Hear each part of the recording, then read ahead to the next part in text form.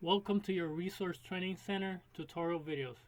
Today, we're going to talk about what check cashing operations are.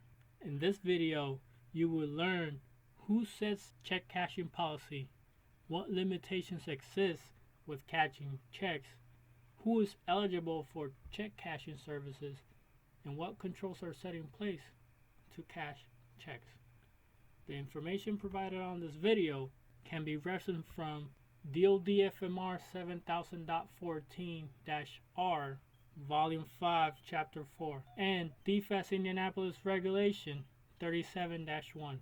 Also, don't forget to check your qualified training packages on the Financial Information Collaboration Space, our workforce centralized location for all financial management training resources.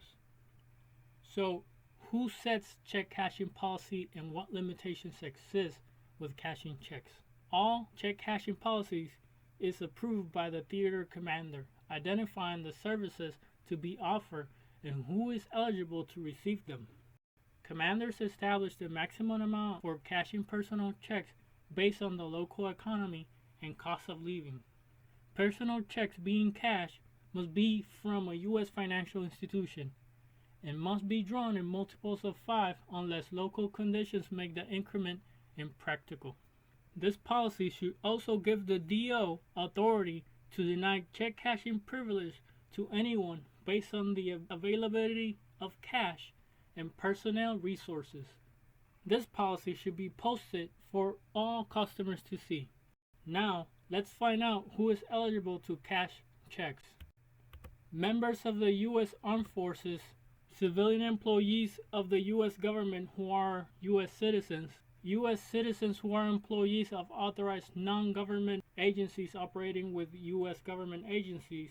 The American Red Cross is an example of a non-government agency. Contractors and subcontractors engaged in U.S. government projects. The company on site representative for these contractors must furnish to the disbursing officer with a list of all employees authorized to cash checks. Third country national employees under contract with U.S. governments is the fifth and last individual eligible for cash check services. Let's talk about controls needed at a minimum to cash negotiable instruments and avoid loss of funds.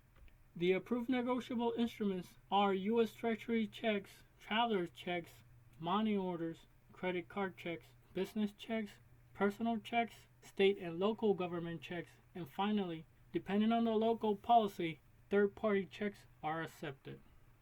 All negotiable instruments must be endorsed, paid to the order of the disbursing officer, station, activity, unit, or disbursing station number, or DFAS site. The payee signs or endorses the negotiable instrument in the presence of the disbursing officer or the disbursing officer authorized agents or cashier. The person cashing a negotiable instrument must verify the identity of each customer with the following information: name, grade, social security number, unit of assignment, duty phone, and branch of service.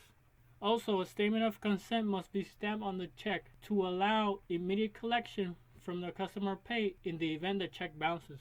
The statement should read as follows: I consent to immediate collection from my pay for the amount of this check plus any bank charges. If this check is dishonored, followed by individual's initials.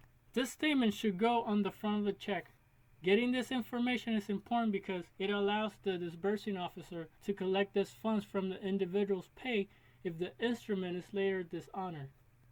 A record must be kept with the member's name, social security number, duty station and organization, duty phone, and the member's ID card number. Lastly, here's a tip every disbursing agent will appreciate from their cashiers. 1.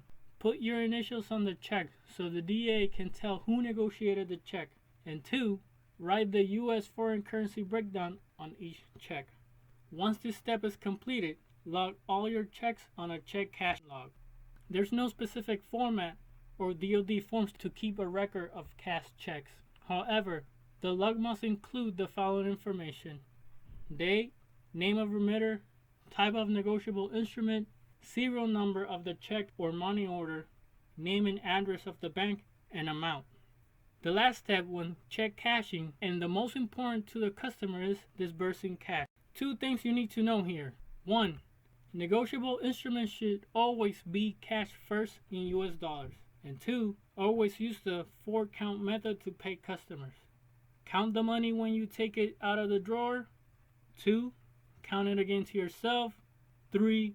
Count it to the customer. And 4. Ask the customer to count it back to you. The 4-count method will help cashiers avoid any overpayment. So, in this video, you learn about check cashing operations. You learn about who sets the policy, who is eligible to cash checks, what are the approved negotiable instruments, how to endorse negotiable instruments. We saw a sample of a check control log, and we learned about the 4-count method. The knowledge gained in this video will help you understand how disbursing officers handle dishonored checks and serve as a foundation for accommodation and reverse accommodations exchanges.